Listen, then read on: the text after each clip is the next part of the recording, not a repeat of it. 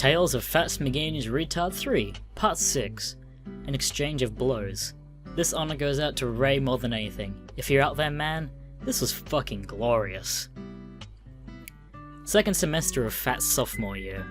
There have been many minor events between Part 5 and Part 6, but nothing that wouldn't be much more than a repeat. Has been dealing with Fats Mcgee's shit for more than 2.5 years now. Me and Ray, who is a senior, have become steady-fast allies towards the Retard menace. I discover that I'm going to have to cancel practice the day before the big game because of a disco-themed prom for the Retard Empire. Begin plotting with Ray. Ray finds Fat's friends alone at some point. Ray convinces me to go to the prom where he's actually been a peer buddy, telling me that I'll be worth it. Sitting, reading, being bored, and irritated at Ray. Suddenly, one of the Retard 3 whips out his dick and starts rubbing it against Fat's. Fats panics and starts screeching. Retard guard is otherwise occupied. Oh my god, Ray, you didn't. Oh my god, coach, I totally did. Suddenly, Fats goes into rage mode final form. Fats whips out his own chode-like Tard penis and starts dueling his friend, screaming in Tard rage. The Tard friend has no idea. Fats steadily grabs his Tard friend and hurls him into a big plastic pillar that they set up for pictures. The pillar falls and nearly crushes the Tard guard. All hell breaks loose. Fats has removed his pants completely and is waving his dick around, pissing on everything. The Retard 3 have all started cock-dueling. I'm staring, awestruck at what Ray has wrought. Fats looks at me. Oh fucking Jesus, the end is near. Fats slams into me at full retard speed and starts screaming in my face. Ray pulls him off, but gets in trouble later for attacking one of the kids because of the ultimate mother bitch mode. I stand, covered in Tard, urine, and shit. We'll shower forever until I get home. I think at that point, Fats realized how bad he fucked up, because he just started crying, and thus begins the end that had arrived. Fats Mcgee and his Retard 3, Part 7, The End of the Beginning of the End. I was forced to remove Ray from my team because of the prom incident, but we're still friends even after he graduates. I'm entering my 3rd year of teaching, and Fat's junior year. It's taken all summer, but I finally figured out my plan. I can't get damaged in school, or they'll find a way to blame me, or the school. I have to find a way to get Fats to do damage to me outside of school.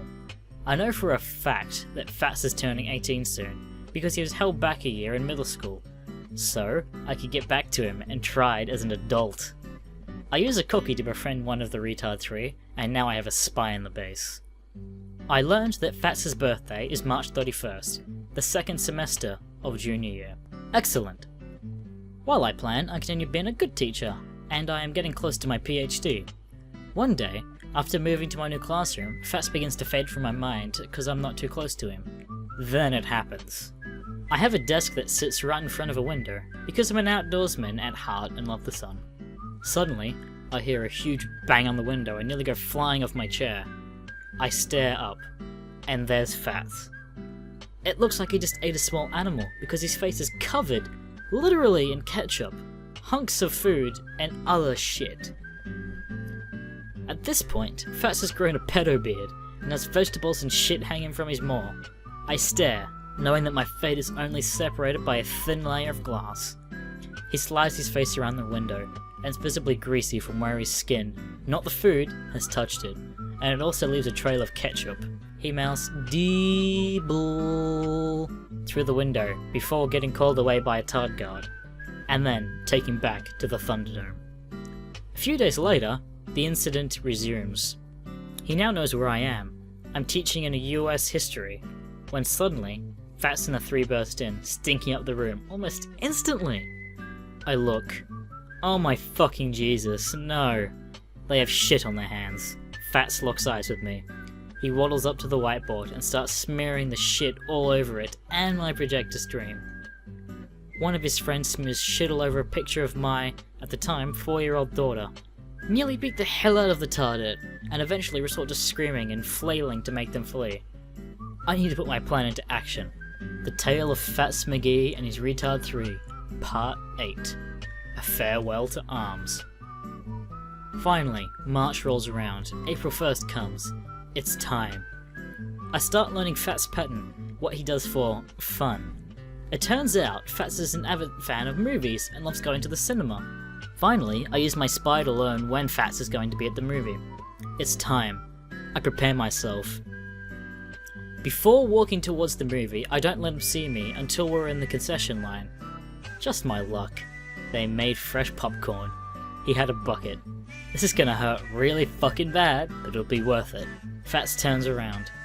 Mouth, found you, fuck nugget. Fats starts screaming. This is it, guys. It's incoming. The final boss battle. Stare down Fats. Fats starts freaking the fuck out and shaking. Mother turns towards me, eyes widen as she recognizes me. Just grin. Fats suddenly throws the streaming popcorn at me and lunges on me. I'm getting wailed on by a retard. Security suddenly comes and yanks him off. Spot one other security guard that looks familiar. Holy shit, it's Ray! Police are called because I'm bleeding. I press charges. His mother rages and says I provoked him. Teacher from the school testifies that Fats was always incredibly aggressive and rage-filled. Every incident he ever caused is brought into it. Fats is found guilty as an adult of 4th-degree assault and is given 9 months in jail and a $5,000 fine. I walk out of the courthouse, stare up out of the clouds. It is finished. No matter what happens, no matter how old I get, I'll never forget Fats Mcgee and his Retard 3. And if you ever plan on tidying it up in my school, just remember who stands between you and the chaos. You snivelling little downy shit. And thus ends the tale of Fats Mcgee.